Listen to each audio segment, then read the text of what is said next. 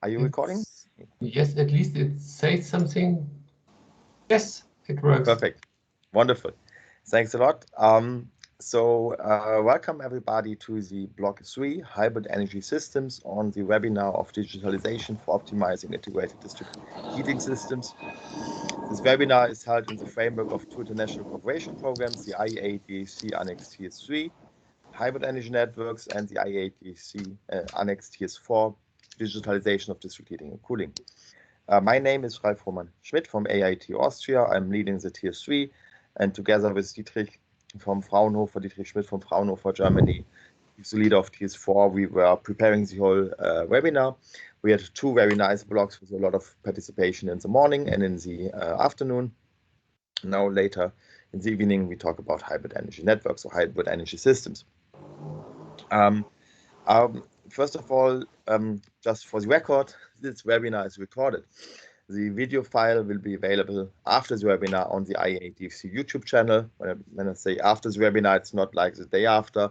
It might take a few days to upload it and to maybe edit it a bit, but it will be available soon. So we will send out an email, or we can regularly check the YouTube channel.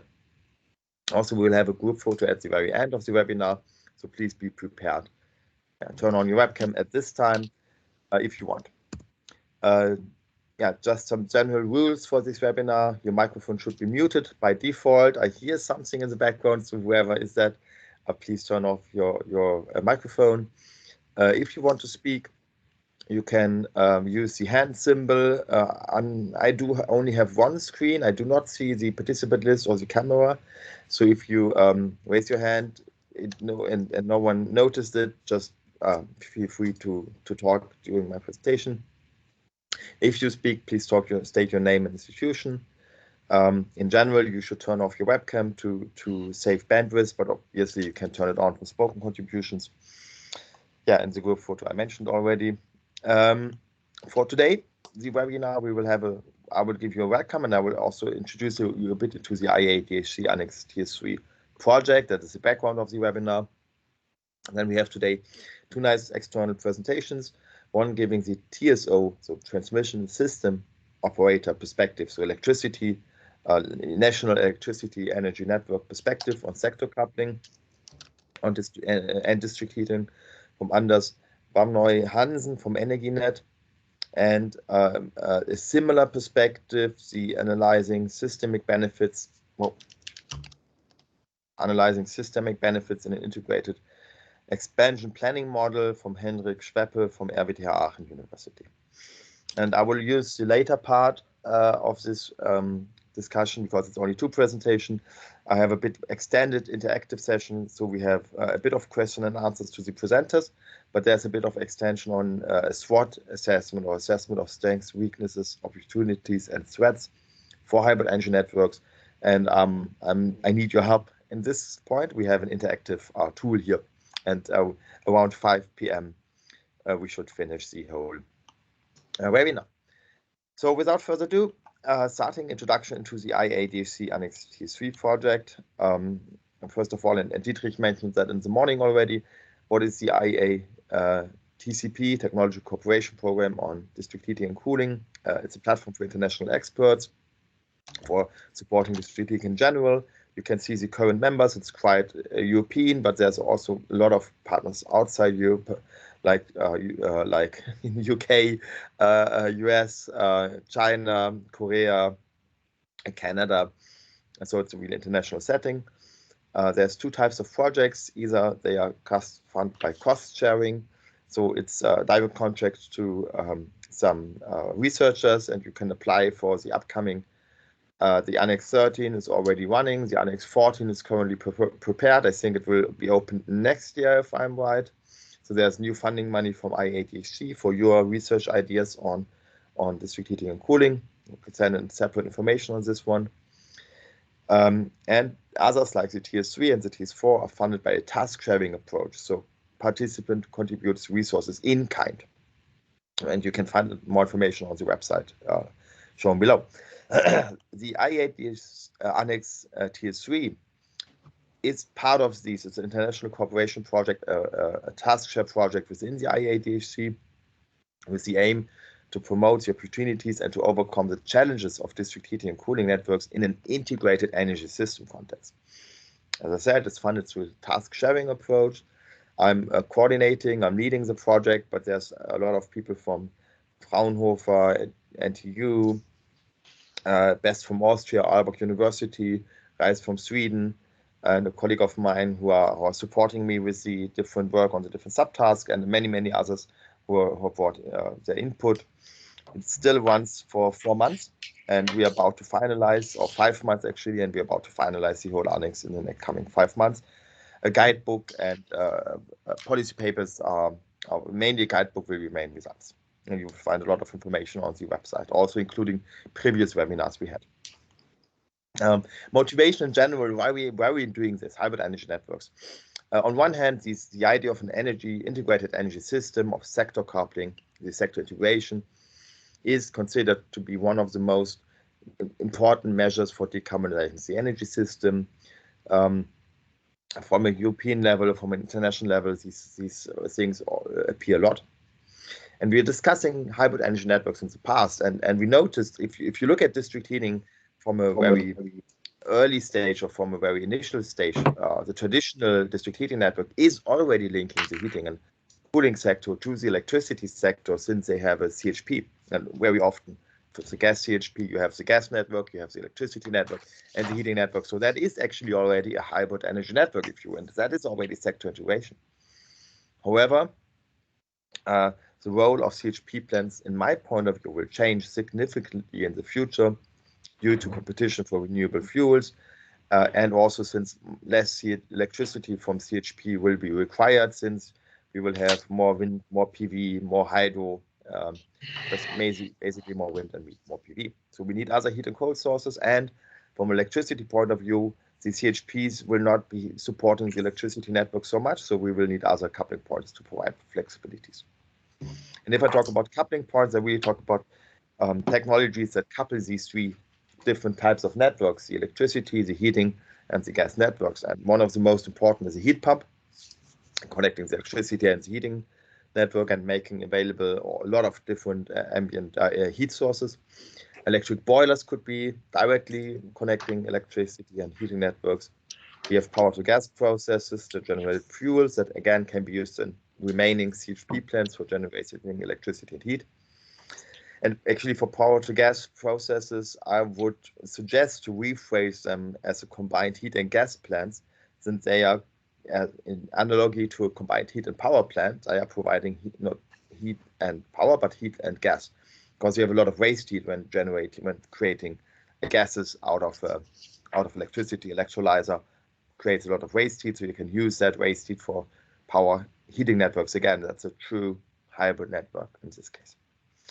To understand the classification of these, what is coming from this first idea of a single CHP that many district heating networks has, towards a more integrated idea of considering different coupling points, with a classification of hybrid energy networks that's oriented through these three layers: a technology layer, where the most simple variant is what I mentioned, a single CHP, a simple centralized controls, and then that would be a minimum requirement for hybridization.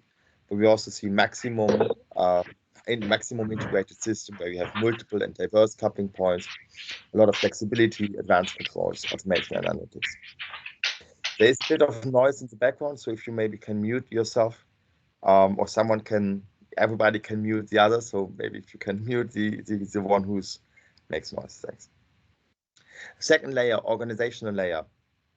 Minimum from a minimum sector or minimum integration that is considering the ownership of the coupling points, business models, services, to a diverse ownership, prosumer integration, innovative business models. And the final layer, strategic layer, from the centralized structures to decentralized structures in integrated planning and design processes.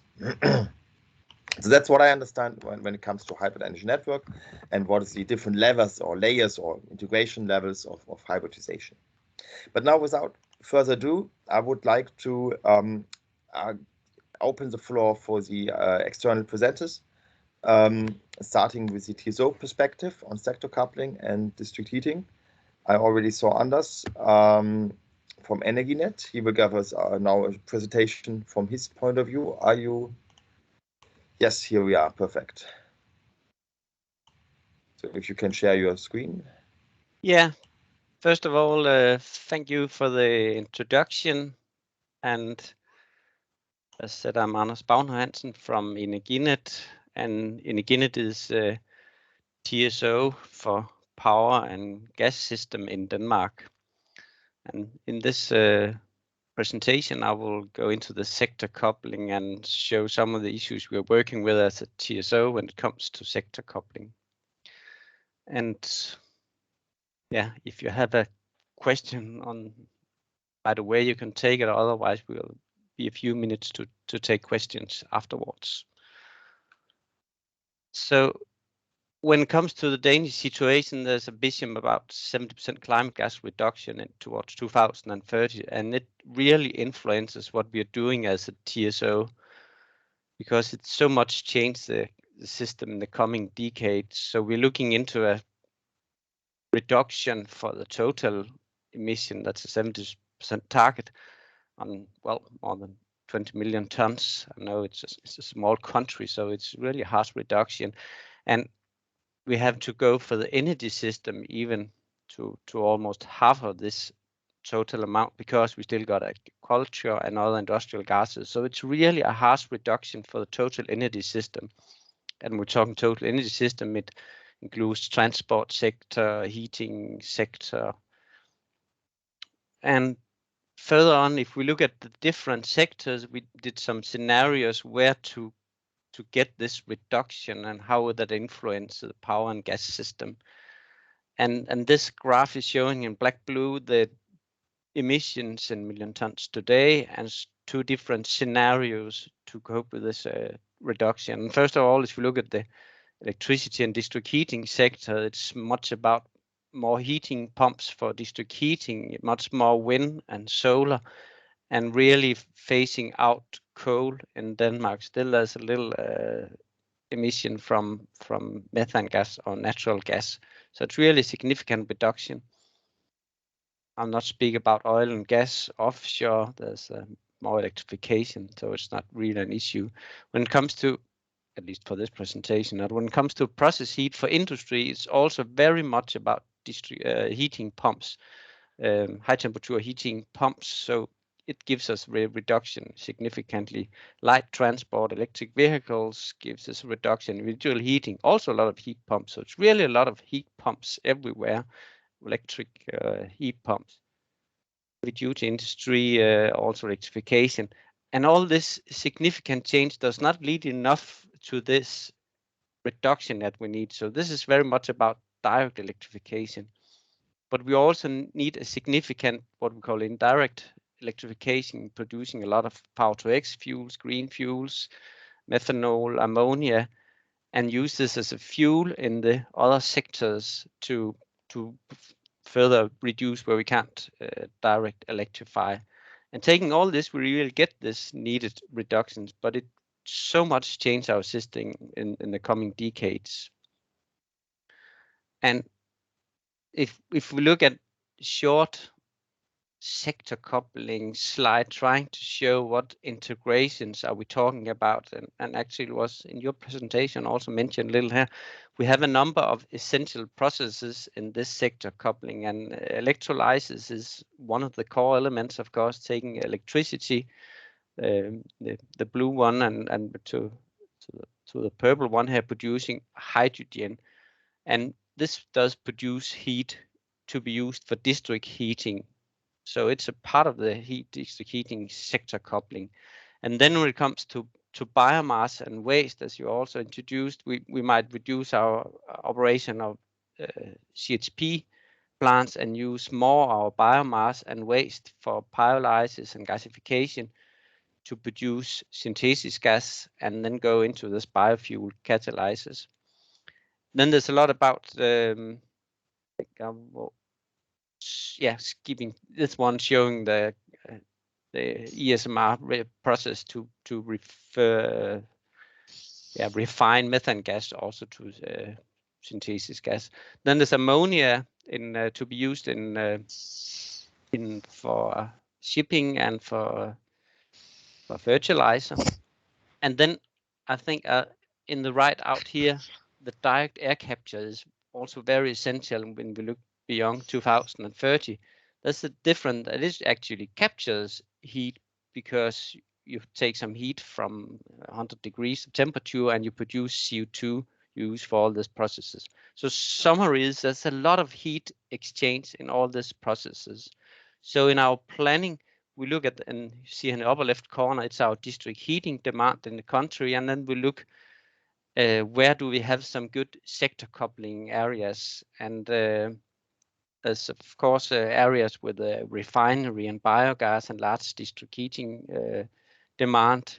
There's a good areas close to the North Sea. We have good access to offshore electricity and also large district heating demand. Copenhagen area is a huge district heating demand. And then there's areas up here where we can store hydrogen, CO2, oxygen in salt caverns. So it's also interesting area.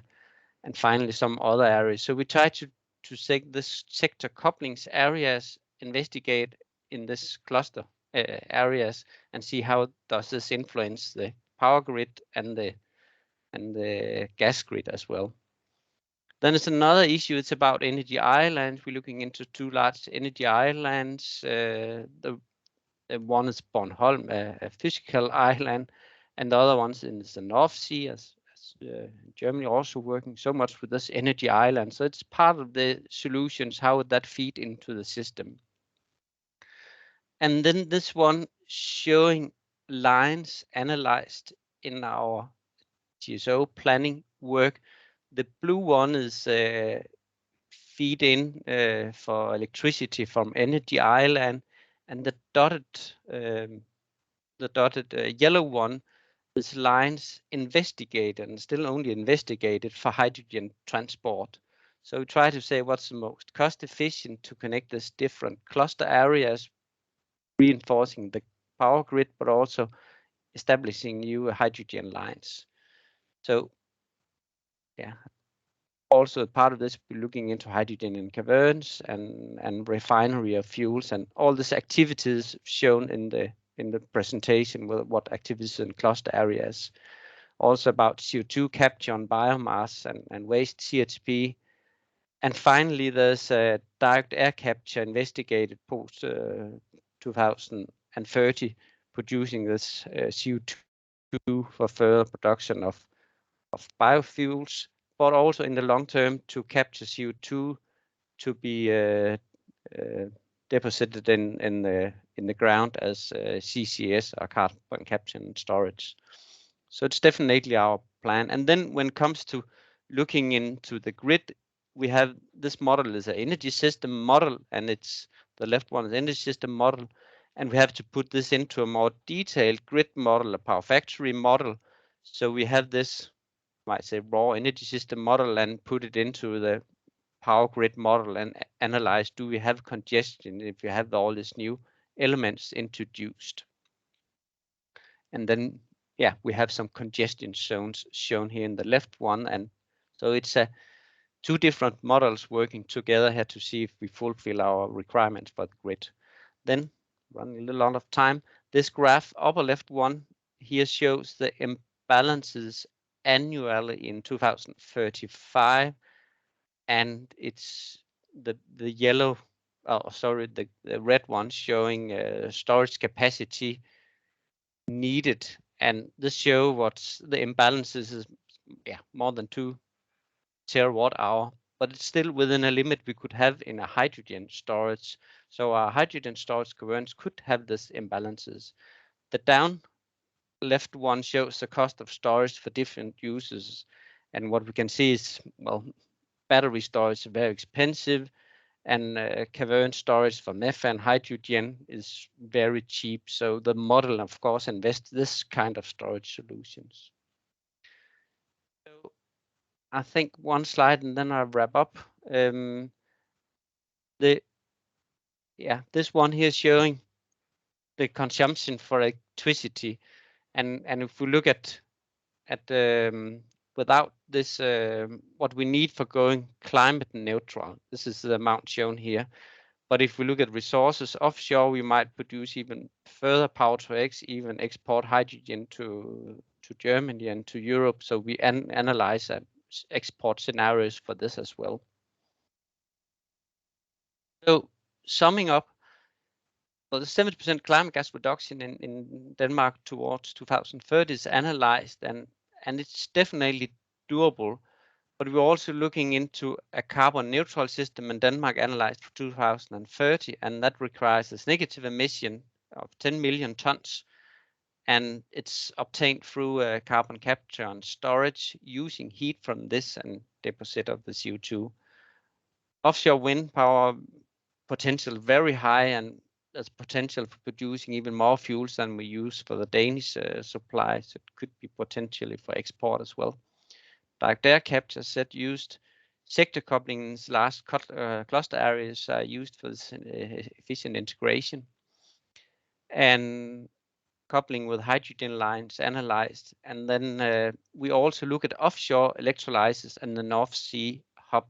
And it seems to be cost efficient to take some of the electricity offshore and do electrolysis, not feed it into electricity as a whole, but have some electrolysis offshore as well.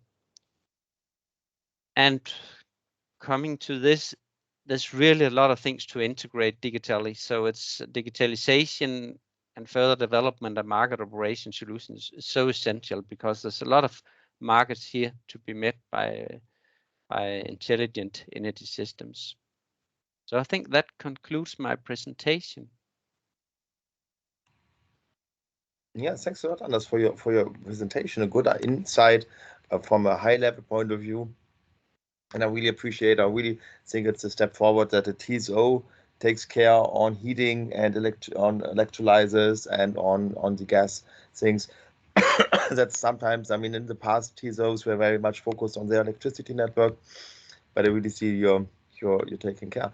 Is there any questions from the audience towards Andre and his presentation already now? Yes, Stephen and Anthony Iadc. Stephen, please, you were the first one. Okay. Now, the problem we have, of course, is that hydrogen cannot be moved around at pressure in the same way as methane, as we do in Great Britain. In fact, the compressor does not exist to run it up to high pressure. And even if you did, it would only have a third the energy and the equivalent length of pipe. But produce it locally, use it locally. From the days when Britain was run on 60% hydrogen town gas comes out. Also, obviously, you can hydrolyze, you can electrolyze anywhere you can connect. So I believe Maersk are actually proposing CO2 sequestrated plus H2 to produce methanol for the fleet. And they are, of course, I believe, the biggest shipping line in the container shipping line in the world. Any comments on that lot? Sorry, the information on pumping hydrogen, by the way, came from the retired chief metallurgist of British Gas. So Fred's lecture is pretty good on that point. Yeah, thank you. I could comment a little on it, and as said, very much agree. There's a difference between handling methane and hydrogen. So first of all, as also said, a significant part of the hydrogen is used in the clusters. So you might produce your methanol, ammonia just right in the clusters. And then we look to connect these clusters, and it could be new lines, not necessarily methane lines, but build new lines. But we're also looking into refurbishment of existing methane lines, and well, we don't have the answer now. What's the most efficient way to go for this? Is definitely cost in both part, also by refurbishment of hydrogen lines.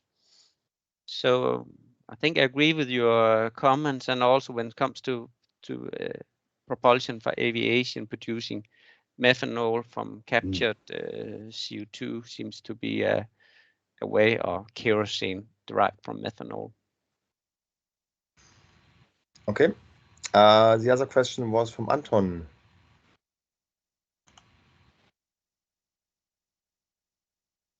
Anton Iadc, are you still? I think you're not muted. Doesn't work? Okay, maybe you can hold your question to next stage. We will have other opportunity after the next presentation for other question and answers. Is there any other question to Anders? I would actually have one. When you're doing all this modeling and of the whole Danish system with all these different projects, and you already mentioned digitalization is an important point, but how easy or how difficult was it at the end to get all the data you need? I mean, there's data from a lot of district heating networks, data from all the, okay, the electricity and gas network, I guess you have the data yourself, but you need data from all these projects you're mentioning. What is its capacities, sizes, profiles all over here? I guess that's a lot of data you need for modeling. How much effort was it to get these data, or what was the largest barriers for getting these data?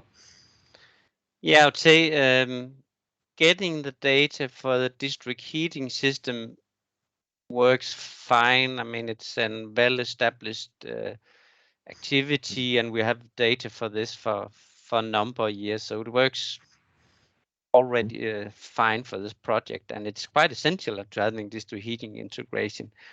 What gets more challenging is, of course, this, if we look into the future and we try to see what's the most cost efficient, the least cost solution when it comes to technology data, and then we come into what's the cost, and also referring to the question before, what's the cost of hydrogen lines, compressing lines, looking now, but also 10 years ahead, and what's the cost for catalyzing that, producing ammonia, producing methanol, and all this.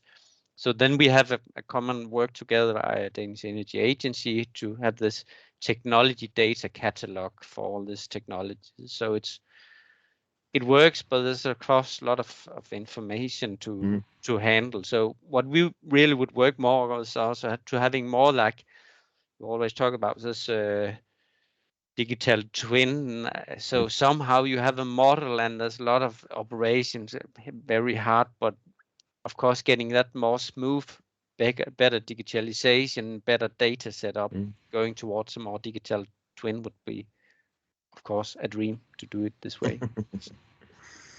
Okay.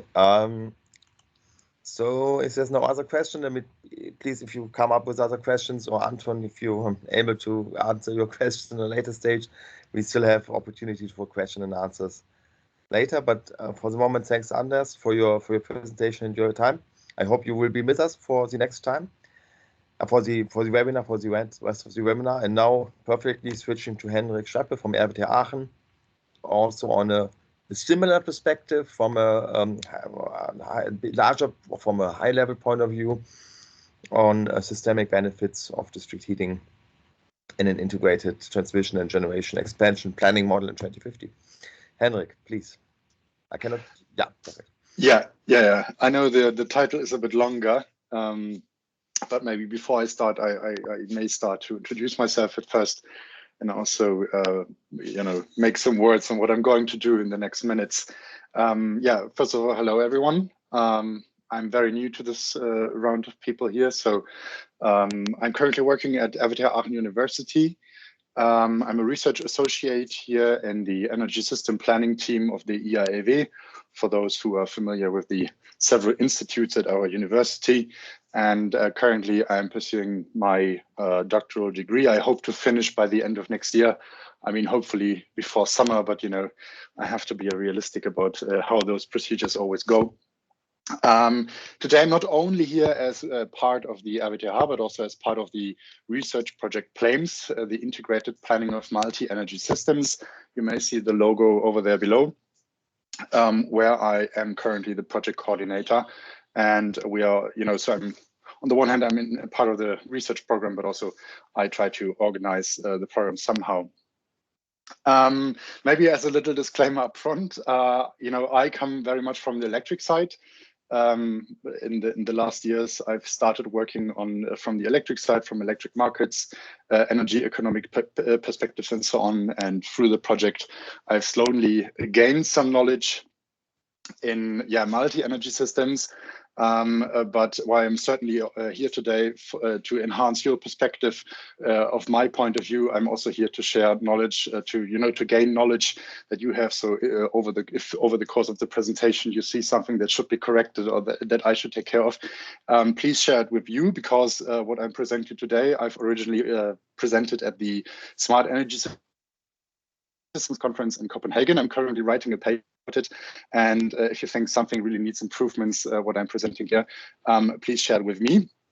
I really haven't changed anything about the presentation, so Ralph contacted me whether I would like to share what I've shared here, what I'm going to share with you. And if there were any mistakes, I haven't changed them yet, but I intend to do so, and you may get track of my paper once it is going to be published. Anyhow, starting from that, today I want to talk a bit about systemic benefits of district heating. What that means in particular, we will see on the following slides. So first of all, currently, I think it should be clear to everyone that climate change requires radical change in systemic thinking, meaning that formerly, systems that we formerly knew as being separated now need to be integrated with each other, with the main objective to reduce greenhouse gas emissions, but of course also to increase the overall efficiency of systems. And one term that is always being used is the sector integration, but there of course are several approaches to sector integration. And district heating, a topic that we're here for today, certainly is one of those approaches that is very promising. And district heating, or sometimes also the overall terminology is district energy, provides electricity, heat, and cooling in very local ways. And when we talk about district heating, we especially refer to the provision of tap water, space heating, and process heat. It turns out that district heating is very promising, but on the other hand, we also noticed that there is some hesitance in expanding district heating. First of all, of course, district heating is only, it's not really restricted, but can only be used in areas where there's a lot of, where there's a high density of people living.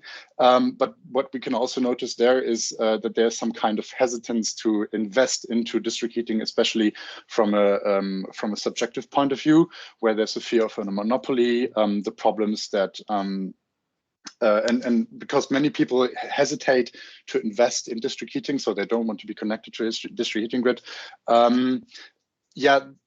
It raises the question, if district heating generally was so promising, should we probably spend more effort on enhancing it? And the question is then, why? So does it somehow reduce the cost or emissions of a thermal supply?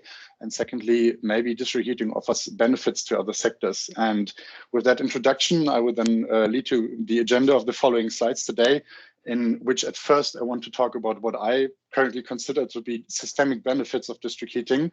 And after that, I will introduce an integrated transmission and generation expansion planning model, which after that is being applied. And I will show some very exemplary results from my investigation on the systemic benefits that I've been talking about. And then in the end, I would like to have a little outlook on what's possible with the model that we are presenting over here. So first of all, what are systemic benefits of district heating? What do I want to say by that? First of all, I consider this to be versatility and flexibility, although flexibility certainly is an outcome out of the versatility. What do I mean by versatility? What I mean is that in conventional decentral heating systems, we are usually only making use of one technology, meaning we are using electricity, we are using gas, we are using whatever is available to heat our house, or our whatever we have that we need to heat or that we require heat for. which means we can only always use one technology. The immediate benefit of using district heating then is that to one heating grid, we can connect several of those technologies and always make use of it when it's available, meaning when we have a high share of renewable electricity, we can use heat pumps. When we have a low share of renewable energy, we may use CHP plants. However, they are fueled, but they do not then only provide heat, but they also provide electricity. So we have some kind of benefits already. And yeah, one very important factor is that in district heating systems, we usually have a scale in which it is very feasible to integrate large storage systems. And definitely large storage systems are also what provides a lot of additional flexibility to our system. What's very important, or what I figured out in my research then, was that if we look at the table in the presentation over here, I'm sorry, I will simply try to have my laser pointer over here in the table over here, we can see that the cost of large-scale heat storage actually is very cheap compared to a lithium-ion battery, which can be used in grid storage. The parameters that you see over here have been extracted from the Danish Energy Agency technology catalog, and the costs have been have been given for 2050 already, but as a matter of fact, the cost that is given for large-scale water tanks and pit thermal energy storages almost always already refer to today's cost that we require to extend such energy storages. However, from an electrical point of view, large-scale water storage can only be charged in one way, because we can insert energy into that storage, but we cannot extract it electrically. But if we consider that in the future there may be a lot of energy storages, we can not only pursue temporal load shifts that we have, but we can also pursue locational load shifts by simply acting differently with the storages we have. And I think those are very important systemic benefits that we may use in redispatch situations or whatsoever. Yeah, having introduced those benefits, I will now head over then to an integrated transmission and generation expansion planning model. On the left side, you can already see results of such a model. It's actually the expansion results for a German transmission grid in that bespoke scenario of 2050. So what does the model do? It is actually a single-stage linear expansion planning model where the overall objective is to minimize the total cost of expansion and operation while being compliant with the CO2 emissions or CO2 restrictions, and also covering all the demand that is given in the model. The demand over here refers to electric demand, heating demand, and also gas demand. So we have different decision variables. For example, we have transmission grid expansion, which can be noticed by some red lines in the result. We have nodal capacity investments, so every node that you see in this graph over here is a capacity of a certain technology that is being expanded at that particular node. And we have hourly operational decisions, but I will get more into detail on my next slide about that. In that model that we see over here, we have several exemplary inputs. We introduce several existing power plants. So younger power plants of today would still exist in this model in terms of capacity. We have the high voltage grid over here. In this case, a representation of the German voltage grid with 575 nodes. Each node has individual electrical demand, but also at each node we have introduced decentral thermal demand, and also at 182 nodes we have introduced a district heating demand. All the data that you see over here, of course, also comprises weather data. It comprises potential data that we use a lot of cost parameters. It's you can do a lot with that model, but as an overall introduction, that is that kind of model. Continuing, I would like to introduce the also operational decisions. So the results that you've seen over here can also be viewed in perspective, on an operational decision point of view. We can solve the whole model with all the capacity expansions and so on in roughly 20 hours in our high performance cluster. And then we can already integrate 8,760 time steps. And you can see the result of that over here. Of course, you cannot really get an overview, so I just try to extract something. Of course, all the results that we see here can be, investigated in several manners. You can analyze the CO2 emissions of certain technologies. You can look at cost analysis. You can also try to find different results. I mean, that's all possible. But what we're here for today is, of course, analyzing district heating. And I talked about it. So we also have introduced some kind of heating system in the model. And with this graph, I try to explain how this is being implemented. So we have a high voltage grid in that blob over here. And if we have decentral heating options in this model, they are all connected to the electric grid because they're heated by heat pumps. And then when we have district heating, you can see that we aggregate all the demand of the district heating options, and then offer different heating options with CHP, storages, heat pumps, electric boilers, and so on. And of course, also these results can be showed and displayed over here. So what we can see here is the aggregated thermal district heating balance in the model. Of course, by the way, please ignore the white stripes that you see over here. There's some glitch that I really cannot get rid of. But of course, we cannot only look at the aggregated thermal demand, we can also look at nodal demand. So this is the operational balance at some node in northern Germany. As far as I remember, you can see that we have different technologies, and you can also see how the model really makes a lot of use of the thermal energy storages that are being displayed here in red, some back pressure turbine in pink, or what is this color? I'm really not good with colors. And of course, the electric boilers being used over here.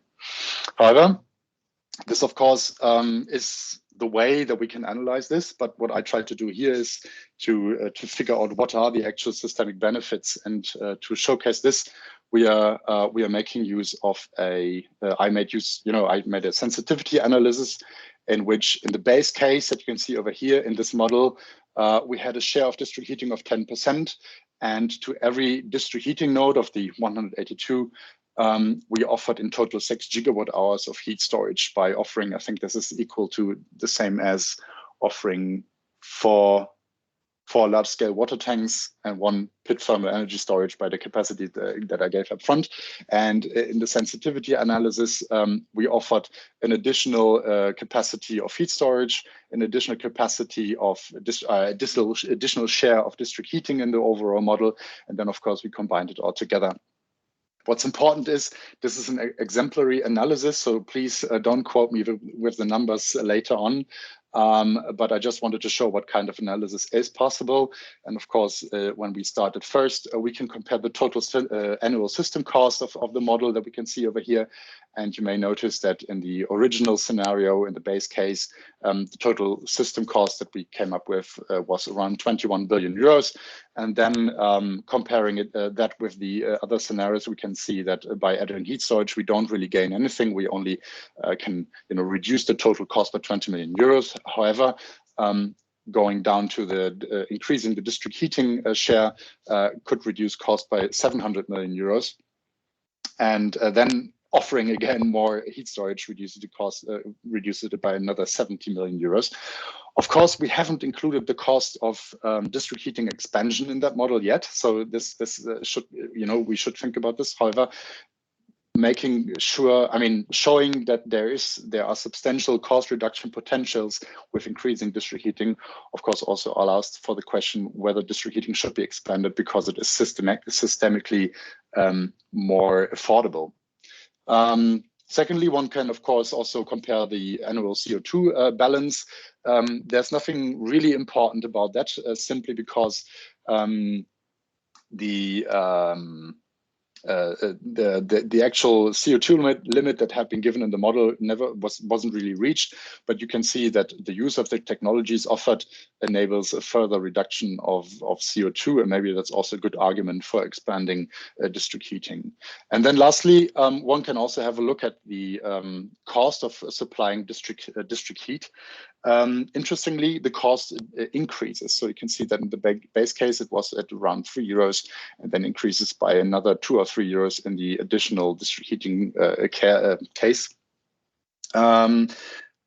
To understand this, of course, a bit more analysis is required, but I would like to explain in such a way that this is first of all the dual cost of expanding the model, and you can see that the system really needs to be expanded in total to enable the supply of district heat at those district heating nodes, which makes district heating more expensive because technology needs to be provided for district heating. But still, what we need to keep in mind is that the overall cost reduces, which means making use of district heating makes district heating more expensive, but also decreases the total system cost, and that certainly is an argument I mean, this introduces an argument where you could say that district heating costs more, but reduces the overall cost, and maybe this is an argument for subsidies overall. However, I mean, as I said, these are very exemplary investigations, and please don't quote me on any numbers over here. What I wanted to share here is some kind of perspective on how you can analyze the system. And all of this is being done in the PLAMES project. The PLAMES project has now run for the last 2 years, and there still is 1 more year to go. We will continue to develop our software. And of course, if you have any ideas how you can work with the models that we are providing over there, we are very much open for feedback. As I said, also, if you want to enhance my perspective on the model and how it can be used, please get on. But maybe also you want to get in touch with us because you want to use our model. So maybe you have some data, maybe you want to model something that certainly is up for discussion, and we're very open for any input or feedback over here. So this very much sums up my presentation. I'm looking forward to listening to your questions, and of course also if you get in touch with us, whether it may be for scientific purposes or any other purposes project related. Yeah, I'm available. Yeah, thank you very much, and it's gone. Yeah, thanks a lot, Henrik, for your good presentation. Very good insight into the work you're doing, or you're currently doing and developing. I'd like to open now the floor for questions, not only for Henrik, but also for Anders. Is there any questions? Obviously, maybe first to Henrik. From the audience, I don't see. If so, please raise your hands. I don't see any hands raised at the moment. I would have a question. So this project you're doing is very much focusing. I mean, the research, the partners you have on your list, on your project partner consortium list, are mainly research partners, consultancies. I'm wondering how much you will. I mean, the results of your model, I think they're very valuable for especially for Germany, for pointing out measures towards the energy transition in Germany. How much you will communicate, or how much impact you will have on the German policies, or how much input you hope to have on German policies, or how to implement your results, or how to support the implementation of your results in real life. To be honest, I think with the current framework, there still needs to be, a lot needs to be done to really support policy making. On the other hand, I know, because what actually is required then is a lot of work with regard to input data. So we haven't really got all the data that is required to really feed the model with everything that we need. And of course, we are getting to a level of detail where you cannot solve all the problems. You cannot solve all the problems by just offering models. You need a lot of money and dedication to really output results from there. However, with the consortium, we are academic partners, but we also have industrial partners, and we aim at offering software services to those who are interested in policy making.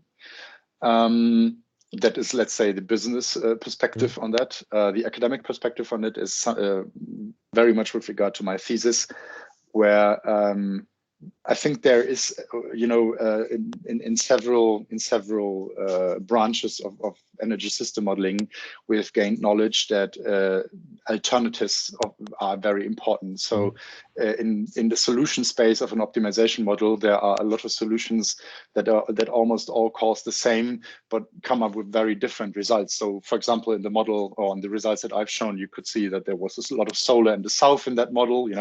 We have, by the way, no foreign countries implemented yet. But there might be very similar solutions where a lot of solar is integrated in the north, which is not much more costly. and we currently I'm also working on that scientifically. So maybe it may help to understand where I think I'm heading with policy making. Perfect. In the meantime, Anders, you have a question? Yeah. First, Henrik, thanks for a nice presentation, and of course we're working in some of the same areas about the system energy system integration.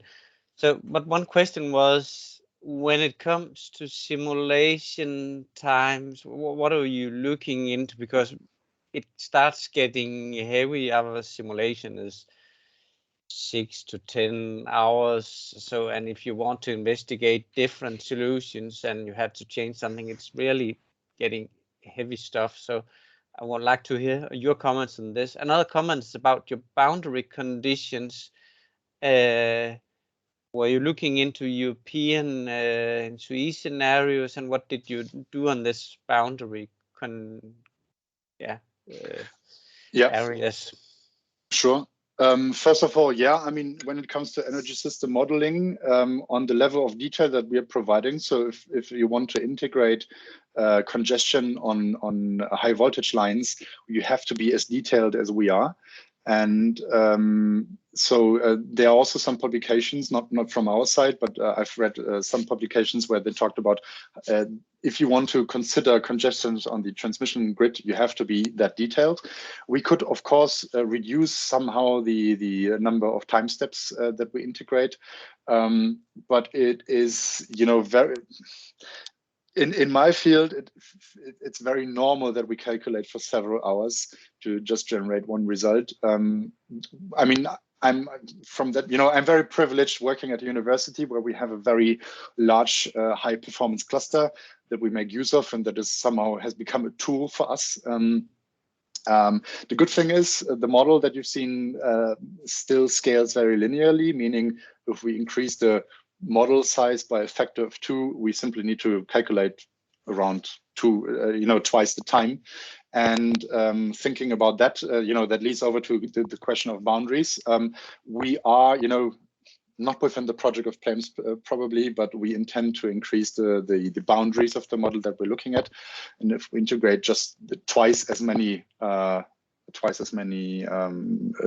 that as we've seen, we may already integrate, the Netherlands, Belgium, maybe Denmark.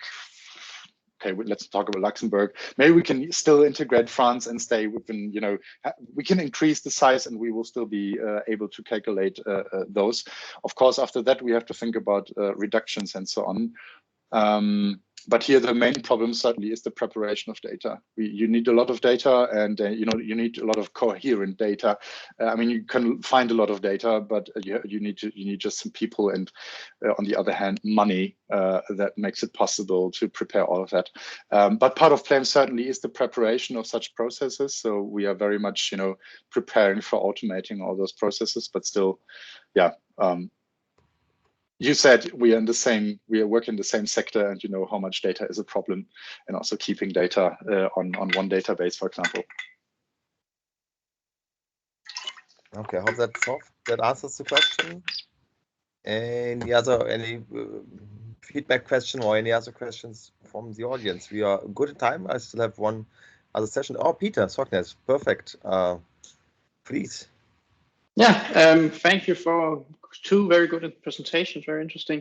One question from me, you didn't touch much upon it in either presentation, because one discussion there is in the district heating is going for lower temperatures, which both facilitates much better COP values for heat pumps, but also facilitates a lot more potential industrial excess heat and excess heat from other sources. Is that something you have done some analysis on, or might want to do some analysis on, or how do you see that? That's a question for both. Yeah, I don't know. We want to start. I can start say a few words about it. We have not analyzed with focus on this. So when we have our efficiency factors for the heat pumps, it's based on existing district heating system. But of course, it would be very interesting to take a analysis and variation and look into how would that influence the economy. And as Henrik shown some examples of, if you change something with the district heating system, how does that influence it? It would definitely be interesting to take a look on this, but we haven't done it. So we will need some input to say what's a fair expectation of take. How would that influence the costs of the system, and also how would it give better efficiency? In my particular case, the whole model runs under the assumption that there already is low temperature district heating. I haven't varied the temperature levels, although this would be possible. But for example, pit thermal energy storage can only be operated, if I remember correctly, at 55 degrees or even 40. It's in kind of that range, because otherwise the losses become too large again. But no, I haven't made any further calculations here. This was more or less to showcase, to demonstrate what's possible once the temperature decreases. But I like the question, since the benefits of reducing the temperatures are not only on the, I think what Peter, what you mentioned, having a better COP is quite a key benefit for having lower temperatures. That's often overseen if you look at these systemic perspectives. It's a lot of, as you said, you just take a standard value, as just assume some things, and making an investment optimization between investing into optimizing of the district heating system and to the benefits you have on a higher COP, for example. That's something that's not really investigated on a systemic perspective. What I can, Peter, yeah. One thing I can add is actually the COP in the model over here is temperature dependent, so ambient temperature dependent, at least for the air heat pumps. Just if it's important. Okay, see, there's more questions. Yeah, but Peter, that answers your question. Yes, that answers my question. Perfect. Thank you. Then Stephen Browning. Okay. Take it this is going to work, as I've got the 11-month-old on my right arm. The one trick with the modelling is decoupling. Now, we have examples of this running the big generation fuel simulations in the 70s, where we decoupled the annual fuel allocation model from the generation model, coupled them together by fuel heat and system marginal cost of heat coming back to the stations, and then iterated in order to make the thing converge. That's one trick. Now, what I have seen done for the hypergrid models, which you may have seen, we've just got a new one in this country from Breyer, which does actually use heavy PV in the southern areas, and also Suzich from 2008, was that they did spatial aggregation within each country group in order to make the model solve. So the trick might be to run spatial aggregation with the adjacent countries, and then use that to give you the boundary condition to Germany in order to then remodel the internals. I didn't know if that was an idea might help. I assume the question referred to me. Of course, I'm very much familiar with those tricks. The question, of course, then is, what is the purpose of the model? What are we running it for? I came across a lot of decomposition methods, but here at first we wanted to integrate as much as possible before we actually then start to decompose again. And so far I can say that we haven't reached the limit of what's possible, and I don't see, decomposition comes with a lot of problems, and I can talk about practical problems from experience over my last 4 years. I'm still hesitant until we reach a certain limit, but then of course, thank you very much for your suggestion. Very much appreciated. Okay, so hope that answers your question or feedback, your comment. If there's no other comment yet, I would suggest, and we still have a bit of time, but we can go, if there's no other comments, we can switch now to the interactive session. Then That's a question and answer. No. The question and answer. We did the question and answer session. That's the SWOT factors. So thanks again, Hendrik and Anders, for your presentation and your time. Was very well appreciated. Looking for Anders, you sent already your presentation. Hendrik, if you can send your presentation as well, we can distribute it then to the participants or put it on the website. And now I would like to switch to the final session of today's webinar. That's the session on SWOT factors for hybrid energy networks. I did this exercise already during the Copenhagen conference as well. Background is that within the IEA DHC TS3, Annex TS3, we were creating a SWOT assessment, analysis of strengths, weaknesses, opportunities, and threats of hybrid energy networks, together with the ISCAN people, the International Smart Grid Action Network that is on the electricity side. And it's not yet fully finished, so we collected a couple of SWOT factors. There was quite a comprehensive discussion phase. There was a big Word document with a lot of, I think, above 500 comments we had in total on the whole document. And this is kind of compromised now, and I would like to introduce a bit the intermediate results. We are still up waiting or planning to do a larger survey, and you are kind of a test for this.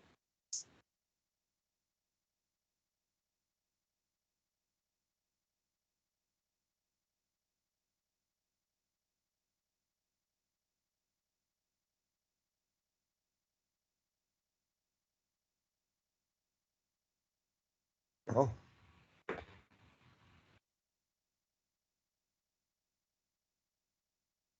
Okay, hello.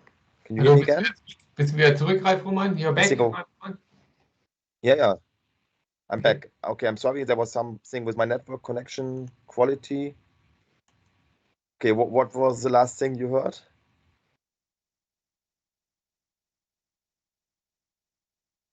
You explained the SWOT analysis. Okay, so I just continue from that point on. Sorry, seems to be some issues with my network connection. So again, we did this. Yeah, I can maybe switch off the cam. That's a good idea. So we did an assessment of these SWOT factors with the IEA eScan on hybrid energy networks, and I will very briefly go through these, but then I would like to involve all of you in an interactive session where you can rate all these factors, but just go step by step first.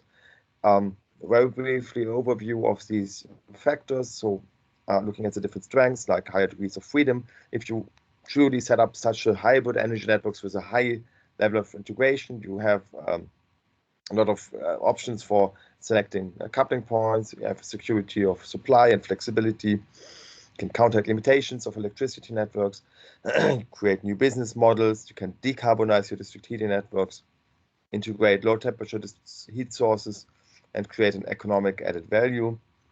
Weaknesses include the someone has to invest, someone has to put money into the system. So capex intensive systems. It's complex. Some tariffs and taxes are barrier for sector coupling. You have regulatory restrictions, seasonality of the heat demand that is not the same as it is in the on the electricity side. From a district heating network system, you have a supply competition, especially in summer times if you have more heat pumps and other sources integrated. And if you use fossil-free electricity, this thing is renewable, but in many countries you do not have fossil-free electricity at the moment. Opportunities include the current developments. You have research on demo projects, trainings, products, improved performance of coupling points, more and more digitalization supports handling the complexity.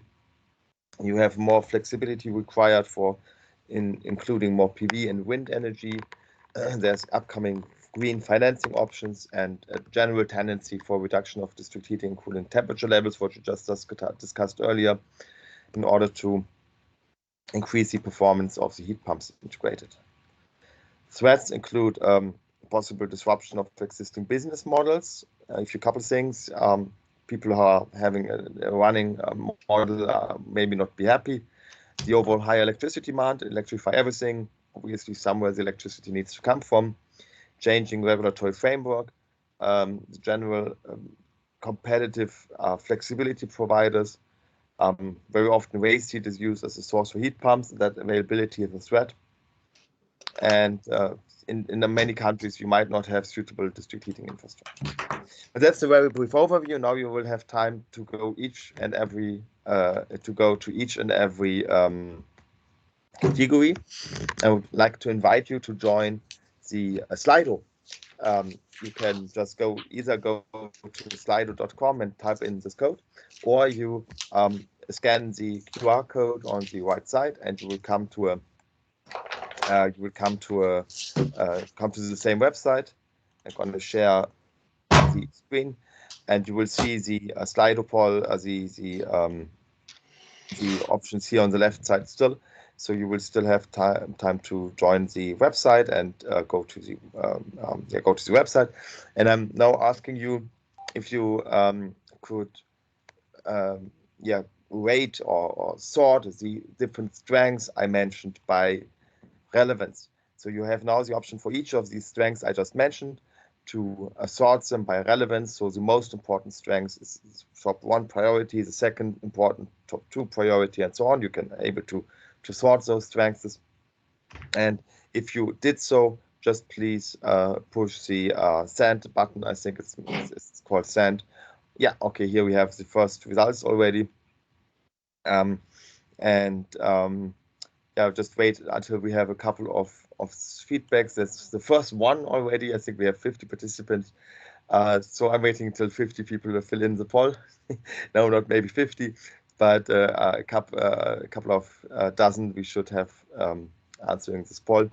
Just take your time, look at all these different strengths we have here in order to make a good choice. Which one is the most important strength? And I see already flexibility, security of supply, resilience seems to be one of the most important strengths. High degrees and freedom. I agree on this one. Decarbonization of district heating networks is belong the top 3, or these are actually at the same rating at the moment. 10 people have replied. Oops, still waiting for more replies. So hopefully more people are still active. I don't see how many people are in the call. So we do have 42 people in the meeting room.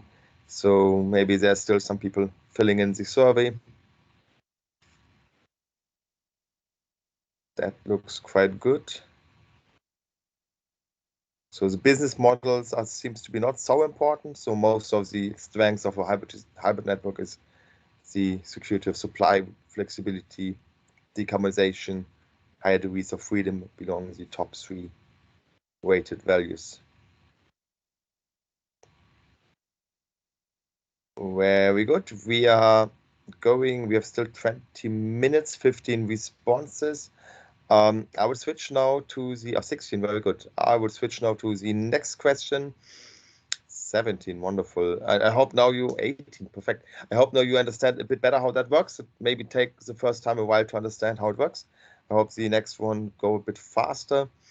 Now jumping to the second poll. That are the weaknesses of hybrid energy networks. Now let's see if we get 18 or 19 responses as well. It's the same weaknesses as I just introduced. The capex intensive system, so additional investments, complexity, the electricity tariffs and taxes, regulatory restrictions, seasonality of the heat demand, supply competition. Yeah, the fossil fuel-free electricity is used. You do not have to rate every factor. So if you don't want to rate, if you think some are equal important, you don't have to rate them. You can also just give the top important factors. complexity seems to have a lot of people see complexity as a main weaknesses.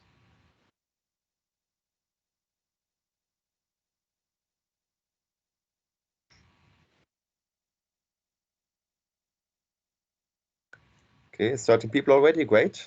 So maybe a couple still to come. Supply competition seems to be not a big case, a big barrier, a big weakness.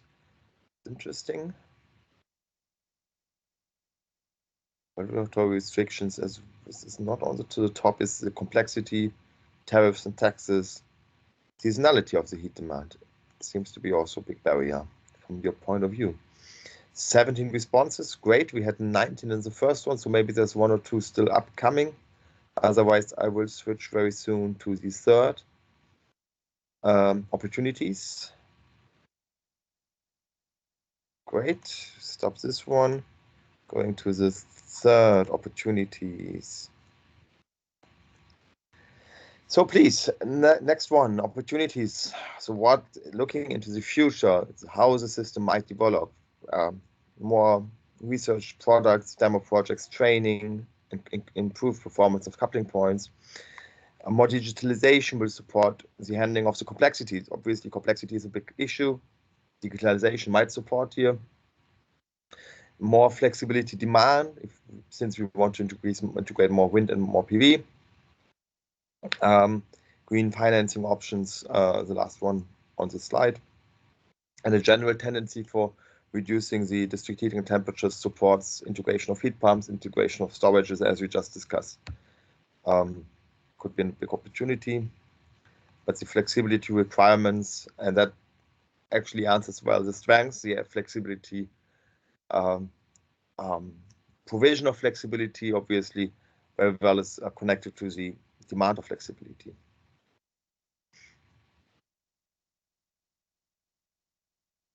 Digitalization is on the top 3, very good. Increasing PV and wind, and we had that, improving performance of coupling points and controls. So that's about technology development. Many people say technology maybe is already developed, but obviously what I see here now, if we increase the performance of heat pumps, having higher COP, if we increase the performance of a controller, a district heating or hybrid energy network controller, whatever that might be, that seems to be very important as well. Green financing options seems to be not such an interesting opportunity from your point of view. Very good. 18 responses, very well. Then it's almost the number we had in the previous poll. So we're going to switch now to number 4, and that's almost at the very end of the webinar. Main threats of hybrid energy networks. Looking into the future, what could be possible future threats coming from outside, future developments that are not very good, a possible disruption of existing business models. So that means people who are operating the district heating network might be against a higher degree of sector coupling since their existing business model is, for example, third-party access could be a keyword here. Availability of district heating. So if it would be a good idea to do sector coupling, a hybrid energy network, but if there is no district heating network at all, or the heat demand densities are very, very low in a certain area, district heating is not a good option. Yeah, future, you never know how regulatory framework and market design will look like. So that might change, and or everything what you thought about sector integration might not work anymore. I think alternative flexibility providers, everybody's talking about electric vehicles. So maybe in the future, when people have all the electric cars in their back in the garage, and they can do bidirectional charging, so that might be a big competitor to district heating that have a similar flexibility. Overall, high electricity demand is not so much evaluated, and availability of waste heat sources is not highly rated as well. Yeah, changing regulatory frameworks is the main threat, and the availability of suitable infrastructure, market developments. Main threats, 16 answers, 18 answers now, perfect. I think that's as high as we go. Coming to the final question, is there, and that's an open, so you feel free to just type in what maybe we have missed, what aspects you would like to add, whatever, if it's a threat, a weakness, strength, or opportunity, or any other aspects you would like to add. Just feel free to type in whatever comes into your mind, what's not yet properly considered in this idea of hybridization. Also, when you think about digitalization, how that fits together. If you have any ideas, what could be added here in these topics. It seems to be quite complete. No one answering that one. Still wait for a bit. You have some ideas? No, seems to be quite complete. You can put in short words. You don't need to put in full sentence. Just put in keywords and send them, and you can actually put in multiple keywords as well and send them together. But I'm happy that we obviously have all these important points. If you think about hybridization, included security threats, system hacking. Okay, and now we are training.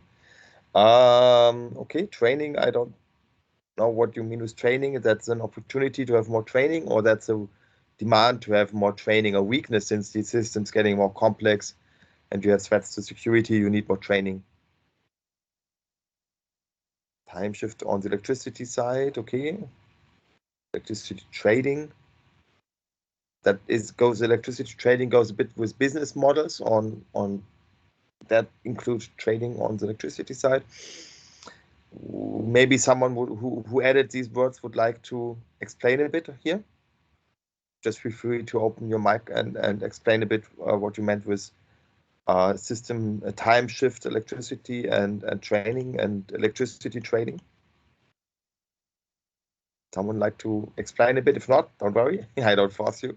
Okay, hang on a minute. Yeah. If you start time shifting the electrical appliance demand in response to variable renewables output and not just demand, you will destroy the basis of top-down forecasting, and we have to rebuild from the bottom up. www.electrific.com is my web space. Future Power Systems 20 for that one. Strategy and the Fast and Actions note is also up there. Ralph Roman, you've also got them on emails. Okay. Okay, thanks. I will check that one. But I didn't get your comments so much. If you start time shifting electricity devices, you change the planning processes. But in my point of view, time shifting electric appliances is a response to planning processes where you see bottlenecks and then you are trying to reduce those.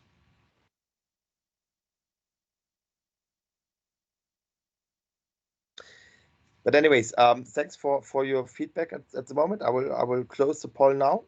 Oh, there was one other coming. Yeah, there it is. Oh yeah, okay, perfect. That was the question and answers. Okay, perfect. I will look at these things separately. Just the final point of the webinar for today is a group photo again. So feel free to, and I will do again, hopefully network connection is good again. So feel free to open your cam, and this time I will do the group photo myself. So there's still a lot of people in today, wonderful. Also, it's already quite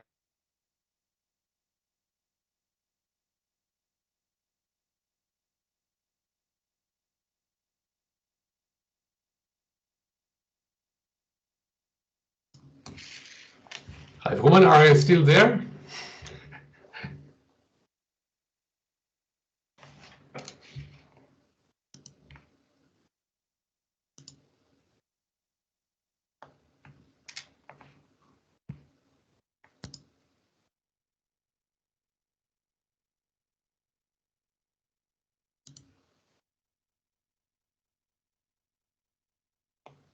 Sorry, I'm back again. I think my internet or my Teams has some issues.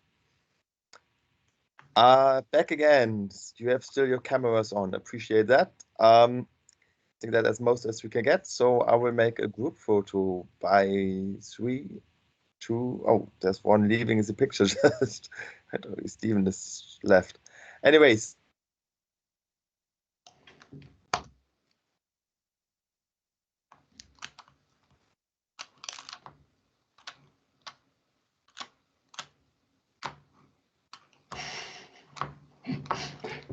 Ralf Rummer, still there?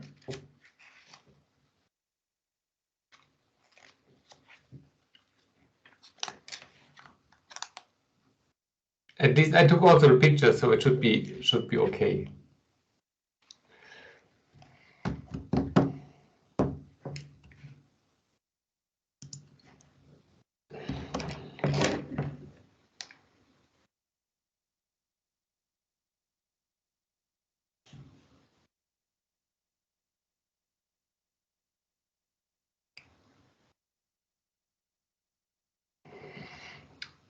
So, Ralf, you are back? Yes, I'm back. Sorry again. I don't know. I think Teams has some issues. I had that in the past already, but just one time I was.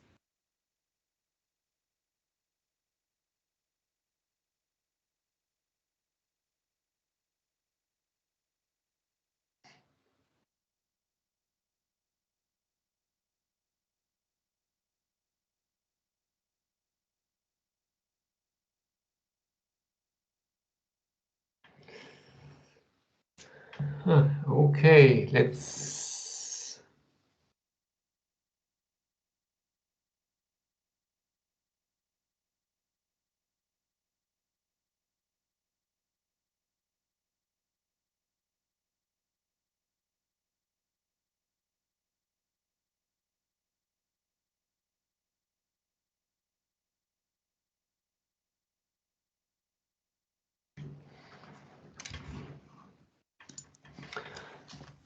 So I'm also sorry for these technical problems, but it's just like it is for the moment. Let's hope that Ralf Rummer is coming back very soon. Maybe we give him some more minutes to come back.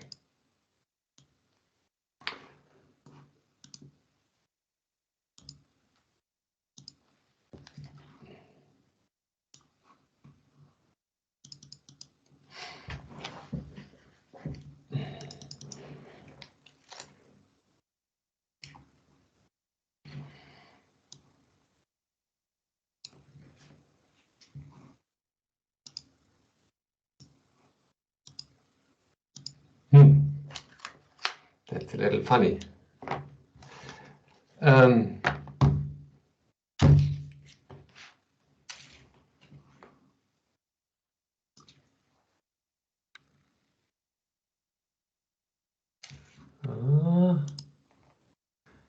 Ralf Rummer is trying to connect via phone.